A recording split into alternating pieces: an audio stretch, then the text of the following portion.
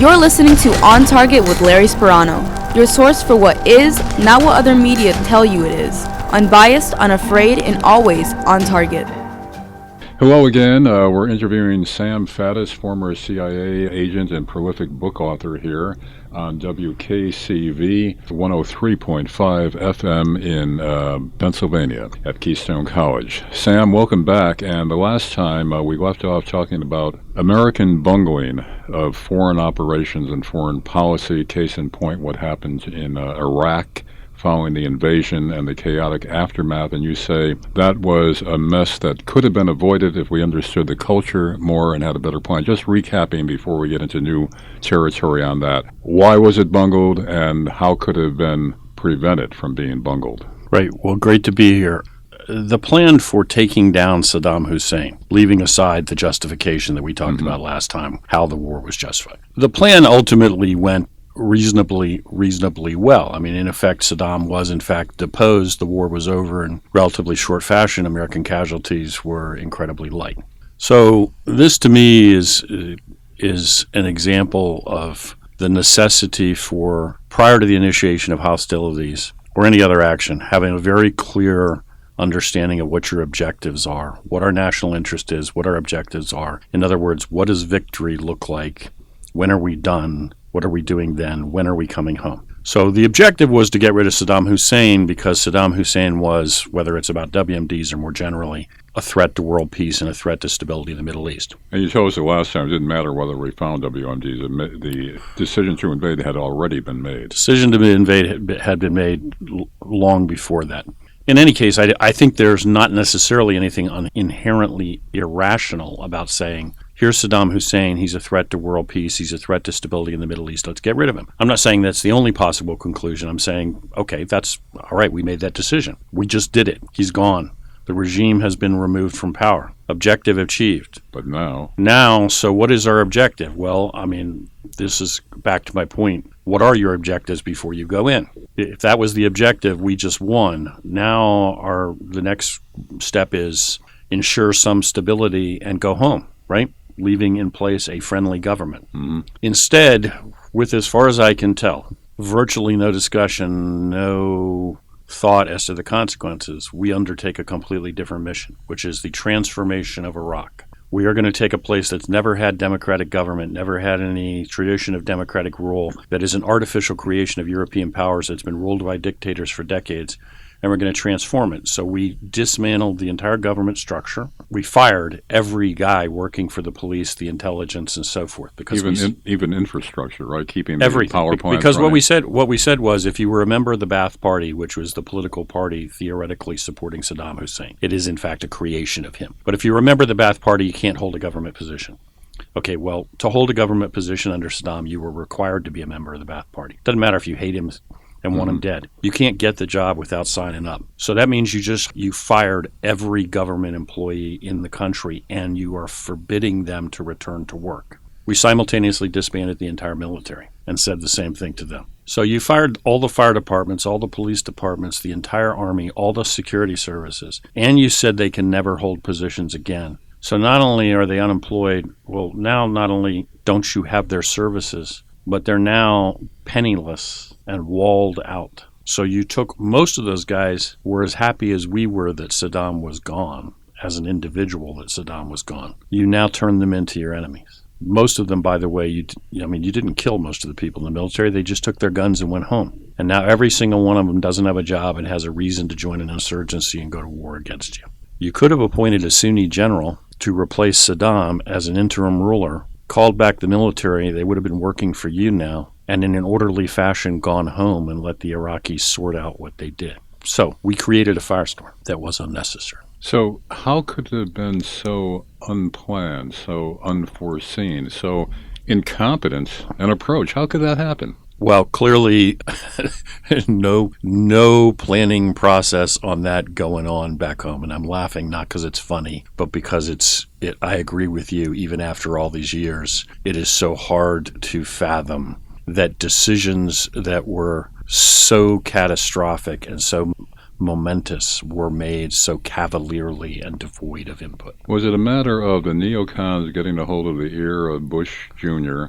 and talking him into this invasion. And he wasn't bright enough himself to ask what happens afterwards. I mean, was it as simple as that? That stupidity in the highest office of the United States? Well, I have said many times in my career that one of the most dangerous combinations on earth is the combination of arrogance and ignorance. So whether this has to do with the mental capacities of second President Bush, I have no idea. But clearly, collectively, the individuals making these decisions were ignorant of the consequences and yet so arrogant of what our capability was that they just thought, okay, well, whatever, we can kind of handle anything. Sam, this kind of harkens back to decades back to exposure of failure of American foreign policy simply by not paying attention to the history, the culture, the politics. There was a book published in the 1950s called The Ugly American, which dealt with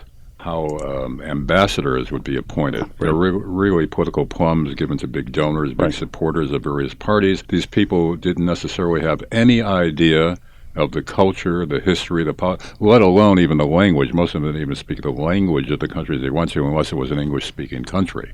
So it stretches back to the 50s, and I guess it got worse. Now, currently with the ambassadorships, from what I could see in the news, they're still being appointed politically. Is that still doing us a lot of damage, or is it irrelevant?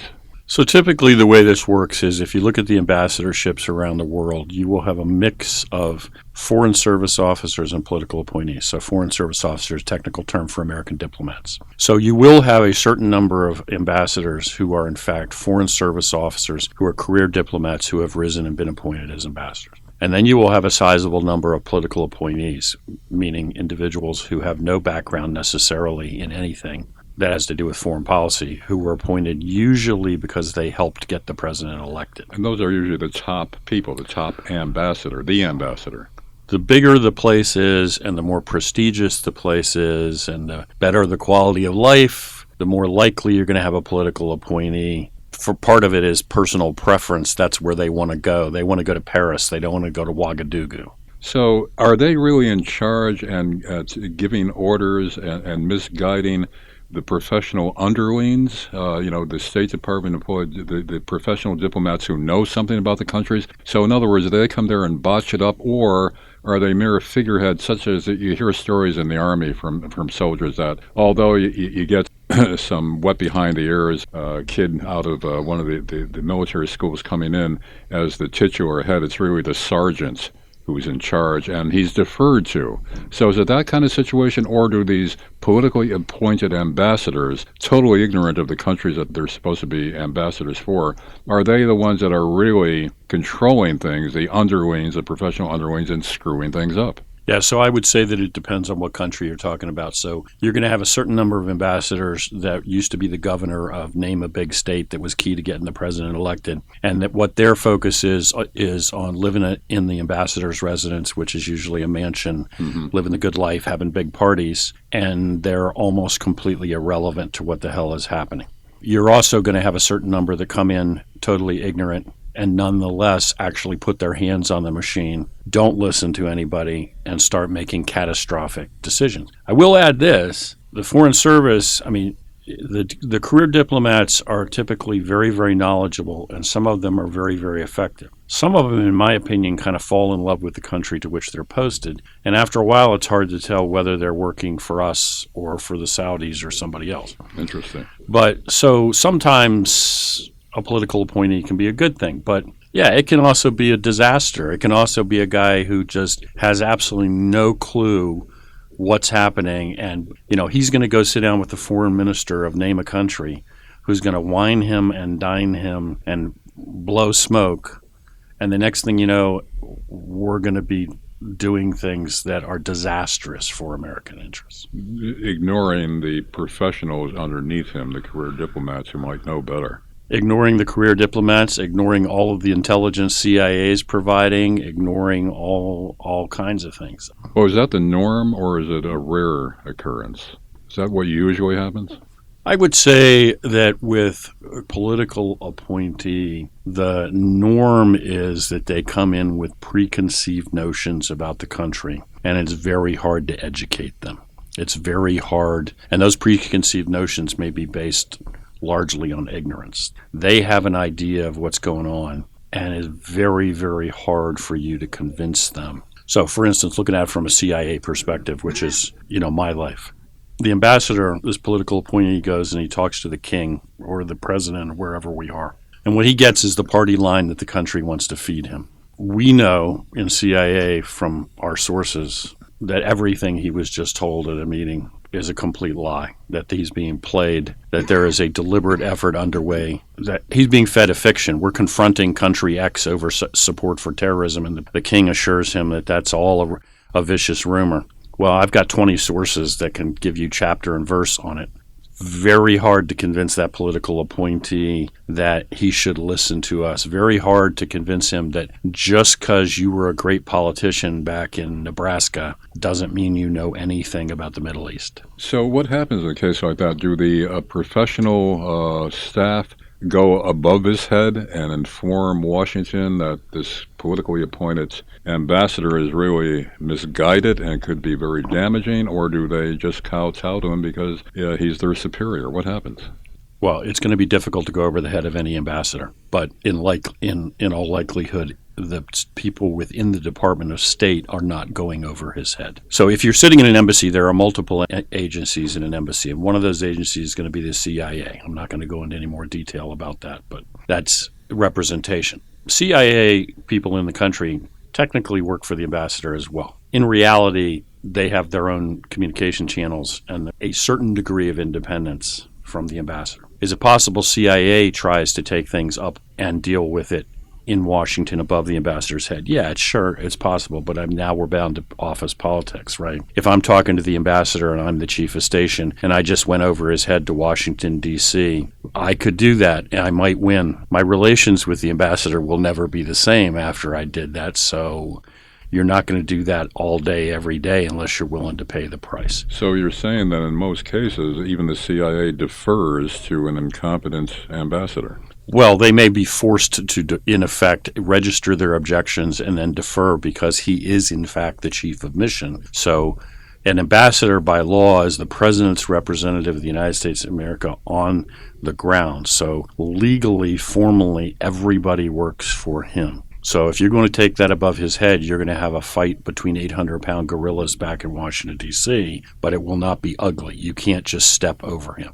And I should add, I addressed this earlier, you could have the same issue with an ambassador who's not a political appointee. You could have an ambassador. I have served with ambassadors who's a foreign service officer, career diplomat, who has basically fallen in love with the culture of name a Middle Eastern country. We're trying to get them to confront terrorism or financing for terrorists on their soil. He thinks we're being too harsh on them. He thinks we ought to handle them with kid gloves. CIA doesn't agree at all. CIA thinks we've been too soft on them for a long time. So I could find and that's a very real scenario I've encountered over and over. So I could find myself just as easily at loggerheads with a career diplomat and be in the same jam. Are we or are we not going to try to take this to a fight back in the National Security Council in Washington, D.C.? Well, that was my question. It sounds like what you're saying is that in most cases, the CIA guy in the embassy will not take it up with Washington, knowing that even if he wins the battle, it'll be a Pyrrhic victory. So most of the time, they'll just lie back on it. Well, yeah, make clear. I mean, what CIA's assessment is and what CIA's intelligence is will be clearly communicated to Washington, D.C. always. The ambassador cannot block those communications channels. So if we don't agree with his assessment, we'll be telling Washington that loud and clear. He makes a call that we are not going to take such and such a policy step. Yeah, on that, in most cases, the fight is going to end there. We're going to talk to headquarters. Headquarters is going to say, we're not going to the mat on this issue. He's the ambassador. It ends, and we're stuck with that policy. Now, sometimes a little different. When George Bush was in the White House, this is after the invasion of Iraq, and I was chief of station in another Middle Eastern country, so I was head of all CIA operations. We would have representatives come from the White House fairly regularly to meet with the king of this country. And they would appear in the embassy, and I would be sitting at the table with the ambassador. And on numerous occasions, the representative from the White House, who I won't name, when the ambassador would start to speak, would say, I don't want to hear from you, I want to hear from him, and would point at me. because they had lost such faith in the ambassador. For whatever reason, it decided they weren't going to remove him. But they literally would tell him to shut up at the table and say, we want to know what CIA thinks about this.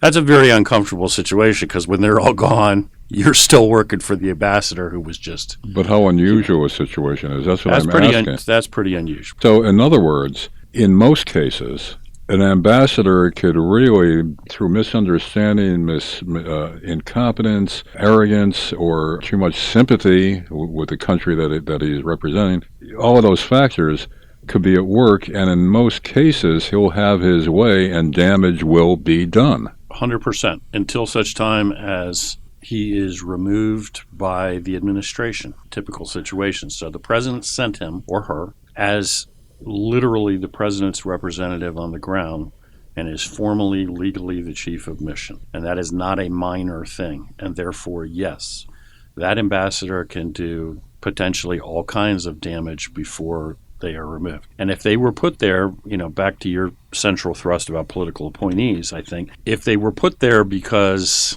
they used to be the governor of Ohio, and Ohio was critical to getting the president elected, and they still have connections all over the state of Ohio, the administration will think long and hard before they humiliate them by pulling them out of that position. And also, even if Washington listens to the CIA, listens to contrary, more competent professional opinions, the head guy, the president and his underlings, would have to be enlightened enough to realize that they're being given good advice contrary to what they're hearing from the ambassador. Yeah, they would, and they would actually, sometimes it's as simple as they actually even are aware of it. You report mass quantities of intelligence back to Washington, D.C., and we have this giant apparatus which theoretically efficiently distributes all this intelligence. Sometimes a lot of that just gets lost in the bureaucracy. And you realize, you sit there and you think, how is it possible we're doing this when we're telling them every day how disastrous the policy is? And then a year and a half later, you're in a meeting in Washington, D.C., and you say the same thing you've said 500 times. And everybody in the room looks at you and says, we never heard that before. And you think, I've written 10,000 pages on this issue. Where did it all go? All right, Sam, this begs the question, how can it be fixed? Can it be fixed? Well, I think that it is fixed. I don't think there's a silver bullet, so there's not some one single magic answer. The bureaucracy in some cases is too big. It's too inefficient. I think we have a lot of poor leadership. I think we have a lot of poor management. So you need something that is more efficient, more streamlined, more effective. That doesn't come easily. And, I hesitate to say we should not. I think the issue of political appointees is a piece of it that should be considered, but simply making it mandatory that everybody be a career diplomat then doesn't address every ambassador be a career diplomat, doesn't address the issue of career diplomats that basically just become more sympathetic to the issues of the country in which they're posted and not as focused on American national interest. Because the reality is sometimes if we are pursuing our national interest, we are going to have to tell the country that we're talking about, country X, a bunch of stuff it doesn't want to hear. If we're taking care of ourselves, we're going to have to deliver some really hard messages, in some cases deliver threats. And I have seen career diplomats plenty who can't do that. They just have become so close, so there's no clear solution here because, if you stop political appointments, then you may have a career diplomat who's overly sympathetic and has his own filters and distortions. And once in a while, you may get a politically appointed ambassador who really is enlightened and understands the culture. So, again, in terms of balance here, it's really a delicate balance, and it looks like there is no clear solution. Well, there's no single one solution. I think we're back to, frankly, I think a number of issues we have with the federal bureaucracy. What's the answer? Better management, better leadership, cleaner structure. Sometimes the structure is too big. Do your job more efficiently. A political appointee who comes in who's actually a competent manager and leader, who would then actually employ his staff. So enlighten me, educate me. And now I will bring to the mix the direction from the President of the United States and what I know about our policy, that might not be a bad mix. A political appointee who's more focused on throwing big parties around the pool at the ambassador's house. Even in an impoverished country where the have-nots are looking into the windows of the posh parties. Well, and the thing is, okay, so he's throwing his party at the ambassador's residence around the pool, and all of the super wealthy of the capital city of country X are there, and they're all saying nice things to him. And so he believes everything in this country is hunky-dory and everybody's great and everybody loves Americans. Meanwhile, out on the street, revolution is about to break out. People are starving to death. He doesn't want to believe that his new friend, the prime minister, or his new friend, the foreign minister, could possibly also be corrupt, could also be involved in political killings, all of this kind of stuff. I mean, this can break a lot of ways. My next question may put you on the spot to some extent. Talking about the competency of the CIA itself. Now, my understanding, correct me if I'm wrong, is that the CIA either intentionally misinformed Kennedy about the Bay of Pigs, or they themselves were misinformed, sincerely thinking that the first wave of invaders, which would be dissidents we were sponsoring, they would set off a popular uprising against Castro, who was such a hated figure. Of course, that was not the case at all. So what happened back then? This was in the 60s with the Kennedy administration. That was a totally botched up operation, intentionally by the CIA or through the incompetence and ignorance of the CIA, or was it Dulles playing tricks here? So the first thing I should point out was that I was not in the Central Intelligence Agency when the Bay of Pigs happened. I may be old, but I'm not that old. I can tell you from what I have read and from talking to and knowing individuals who were involved at the time, I can tell you what my belief is, I suppose. I don't believe the Central Intelligence Agency told John F. Kennedy to go forward with invasion at the Bay of Pigs that they knew was going to fail.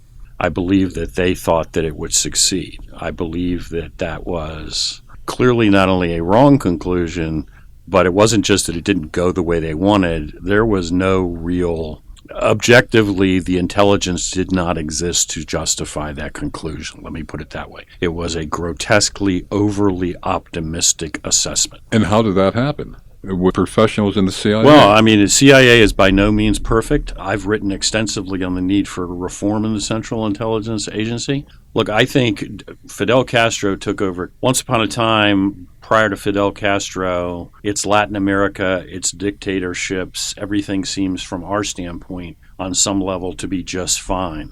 American business is doing great. Our puppets, Batista in Cuba. And Cuba and elsewhere, they do basically what we tell them to do, and it's all good. The Cubans have this crazy idea that it isn't good for them. And I'm not a supporter of Fidel Castro or communism, but that revolution gains traction. The regime is overthrown. Now, there's a lot of lies there in the revolution, but the fact of the matter is that the people supported that. At a minimum, most of them stood aside, and many of them participated. It is also true that afterward, Fidel was very good, as most communist regimes are, about putting in place a very effective policing operation and control mechanisms. An objective analysis would tell you it's going to be really hard to overthrow these guys because they enjoy a lot of political support and they're very efficient. You're not going to land a few thousand guys, wave some flags, and the whole island will rise in rebellion. What you're seeing is what you want to see. You're believing what you want to believe. This is old stuff.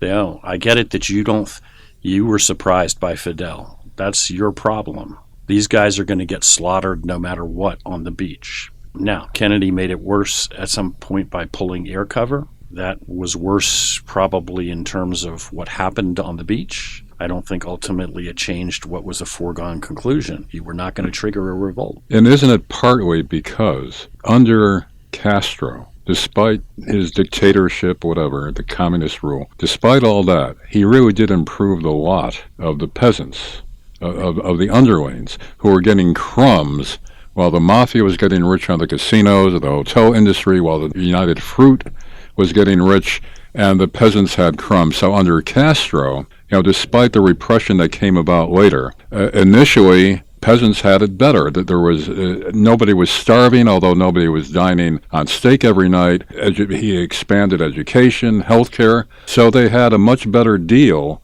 under Castro than on our puppet dictator Batista, which Castro overthrew. Well, look, Batista was a disaster. He was a dictator. He was everything that you just painted, right? Fidel makes it marginally better? Yeah, probably. To me, what's a bigger psychological factor? They now have the promise that things are going to get even better than that. Yeah. It's not a static, repressive regime. Okay, and yes, as the decades go by, it becomes clear that Castro is never going to deliver on his promises, and the repression is there. But at the time of the Bay of Pigs, this is all brand new and fresh. And it's also, not incidental that the Bay of Pigs landing, even though it's Cubans, is transparently an American effort. So anytime you've got a foreign government interfering, now we've got that factor, right? We've seen this in Afghanistan with the Pashtuns. Yeah. How many tribes have risen up to fight Americans, less because they support al-Qaeda and more because they're repelling a foreign invader from their country? You've triggered like an antibody response. Now, also with Castro not delivering, part of that is due to the sanctions we've had against Cuba, where they could not prosper by our design as punishment, as containment for other revolutions, which in turn does it not generate even more resentment throughout Central and South America about America pulling the strings? There's no question that American activities in South America have generated resentment. Do I think Fidel's revolution would have succeeded even if we had not embraced sanctions? No, I don't think. I'm not a supporter. I don't think that's the direction. But the direction is clearly not to leave Latin America in the hands of a bunch of dictators who were puppets of the United States either. I'm a believer that there is another course here, which is actual free democratic regimes across here, but that are independent. They are not American puppets. They're not under our control. But as of now, this American approach of puppet dictators persists throughout most of Latin America. Well, I'm not sure. I'm not sure I would agree with that. I think we're still struggling to find exactly what is our approach in Latin America. I should add, back to something you were saying earlier. This business about misjudging assessments on the ground and seeing what you want to see is a dynamic. It will never go away because it's part of human nature. And being a professional intelligence officer is supposed to be about fighting this. In other words, seeing as clearly as we can, as close as we can get, objective reality and reporting it to Washington. Okay, I hate Fidel Castro and I wish to God he was dead. But the reality is he's entrenched on this island. The people are supporting him. Batista nobody wants to go back. It's great that you think some guys who are expats in Florida are going to land on the beach and everybody's going to meet them with flags and there's going to be a big parade and it's going to go back to reality. But that's not what's going to happen. And it happens to us in one way or the other in countries all the time. Iraq, case in point. Well, we talked about Iraq. In Libya, when Gaddafi came to power, an instructor I had early on in my career, when I first came on the agency, had been posted to Libya at the time Gaddafi took power. What he said to me, and he talked to us explicitly about how you have to get out of the bubble of officials that the embassy talks to. You got to have a wide net of contacts. You got to talk to the people who don't think like you. That's your job. And he talked about how the day before Gaddafi came to power, we knew everything that happened in Libya anywhere, or thought we did. They woke up one morning, all the people who were our contacts had been fired. And not only had we not seen the coup coming, but as he said, nobody had ever heard of Muammar Gaddafi. This man just took over the country, and we, the CIA, not only didn't see that coming, but had never heard of him. Why? Because all the only people we talked to were the people who hung around the embassy, the government officials who told us what we wanted to hear. Has the CIA smartened up since then? Work in progress. What happens, what you need are professionals who spend their lives abroad, who know cultures, who speak languages, and who are disciplined at collecting intelligence and reporting the truth. Because not your job to make policy, it's just your job to get that pipe back to D.C. The bigger the bureaucracy becomes, the more politics get injected into it. I don't care if it's Republican or Democratic politics, the more interference you have on that line. Sam, in addition to that human element where you see through the filters that you yourself impose, wishful thinking rather than seeing what is, wishing that something is some way when actually, it isn't, and you fail to realize the reality that it isn't. Beyond that, wouldn't you say that so much of the dissension in the world, the hatred of America, the uprisings, the dynamic is really the rich against the poor? Isn't it always the same in almost all of these situations where the entrenched elite have all the power and money, the underlings get the crumbs? This goes back to the French Revolution. So isn't that pattern, that dynamic, rich and poor, that competition, isn't that still in play today in most of these troubled regions and countries of the world? Yeah, without question. And also you just have now, this is probably, something we could talk about another time for hours, but you have in vast swaths of the world now, between falling water tables, failing crops, and out of control population growth in the poorest countries on the planet, right? Our population is static or declining. Nigeria is going to have 1 billion people by the end of the century. You have forces at work that are tearing things apart. I mean, you look at, people ask me about jihadism or radicalism or dealing with this extremism. How long is this going to go on? My answer basically comes down to, well, for as far as you can see into the future, because the forces that are generating all of this are just gathering steam. I mean, in places like Yemen, they have to drill 2,000 feet down now to find water. They have to use oil well drilling technology. So you're talking about whole countries where pretty soon you're not going to be able, there's no water, no crops, and the average age is going to be, 18. And more mass migration. And more mass migration. And, I mean, how hard is it to tell the young man who has no family, has never had a date, who has no job, no prospects in a horrible, pathetic country that's coming apart at the seams, how hard is it to sell him on a radical ideology and tell him, here's an AK, pick it up, let's go seek some justice? I mean, what does he have to lose? With all this gathering, a gathering storm, it looks like we're in for a disastrous, apocalyptic future. Is that what you're saying? In parts of the world, and this is back to your question of a few minutes ago, is CIA. I mean, one of my contentions would be, in a world where you have all these forces gathering, you better have an intelligence outfit that can go into all those places and give you an accurate picture of this kind of thing. If you're not getting reality out of there, clear, real, concrete, non-politicized intelligence. Again, it's not a Republican thing, Democrat thing. Just the facts, ma'am, like we used to say.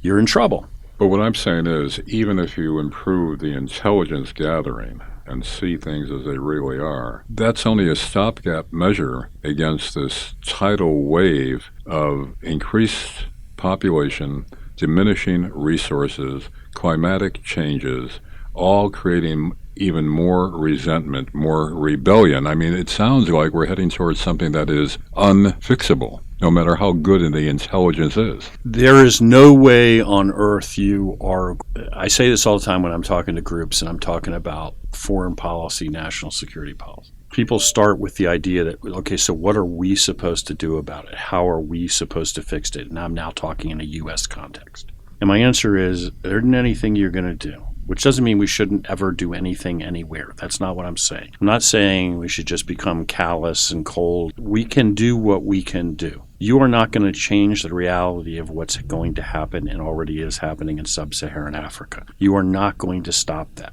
When you're going to end up with billions of people in a place where they can't feed or support their existing populations, nothing the U.S. government is going to do fundamentally will stop it from being ugly. But will that not eventually come to our shores as well? I mean, Fortress America may not be workable anymore with modern-day weapons, with asymmetrical warfare, with elements within society. It'll come to our shores as well, will it not? It will impact us. There will be no way you will wall yourself off. And I am not advocating a sort of forget the rest of the world, let's build giant walls and seal ourselves off mentality, disengaging. I'm just saying there isn't a way to just take this and transform it and say, so how are we going to prevent Nigeria from blowing itself apart? Okay, you're not. Now, on the other side of this, is there potentially a better future? Yeah, potentially. But right now, you can't just stop. Talk about one piece of it, Islamic extremism. Okay, you can destroy ISIS tomorrow, destroy Boko Haram tomorrow. You won't, but let's just imagine wishfully you could. Is that going to stop Islamic extremism? No, there will be 5 more groups the day after that, Right. and they will find other ungoverned spaces on Right. the planet. So all I'm saying is, okay, so that's the chaotic, in some cases ugly future that we're going to have to navigate. And will there be implications for us? Without question. We're already seeing them on the southern border, just in regard to Central America, right? You have whole populations that want to transfer themselves into the United States. Behind them, if you accept that as a valid policy, are 6 billion more people that want to come across that border or come by plane. While I was in India, there was a poll done. How many people would emigrate to the United States tomorrow if you could do so at no cost and legalities were resolved? And in the poll, 85% of Indians said they would emigrate to the United States. There's 1 billion people right there. Wrapping it up, is that a bleak note or a hopeful note? Well, I don't know. It's a realistic note. I don't think that that this is Armageddon, the end of times. It's just, okay, that's the way the world is. The world is not divided into nice, neat little nation states that all govern themselves, where everything is good. There are a lot of parts of the world that are coming apart. So just we got to do the best we can, and we could be better at it. To be continued with Sam Faddis, a book author and former CIA agent. Sam, thanks for being with us here on WKCV 103.5 FM at Keystone College in Pennsylvania. Thanks, Sam. Thank you. You've been listening to On Target with Larry Sparano, your source for what is, not what other media tell you it is. Unbiased, unafraid, and always on target.